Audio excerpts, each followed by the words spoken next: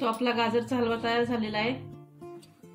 1 kilo गाजर घेतलेत किसून, अर्धा लिटर दूध, पाव किलो साखर, 10-12 काजू घेतलेले, 5-6 बदाम घेतलेले आणि वेलची घेतलेली आहे आणि हे तूप घेतलेलं आहे। इथे कढई गरम करायची, त्यात 2 चमचे तूप टाकायचं।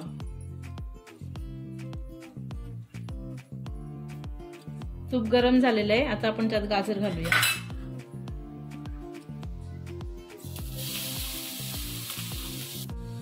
आता हे चांगलं मिक्स करून घेऊया। हे बघा, असं मिक्स करून घ्यायचं। एक 10 मिनिटं त्याला मीडियम गॅसवरती परतत राहायचं। 10 मिनिटं तरी त्याला चांगलं परतायचं। हे बघा, 10 मिनिटं आता चांगलं परतून झालेलं आहे। आता आपण याच्यात दूध ऍड करूया।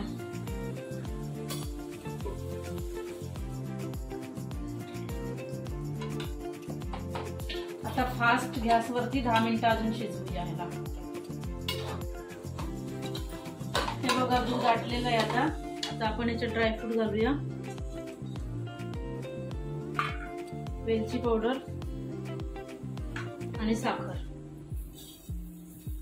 आणि आता साखर विरघळेपर्यंत फास्ट गॅसवरतीच मिक्स करूया। हे बघा, आता गाजरचा हलवा तयार झालेला आहे। आता गॅस बंद करूया।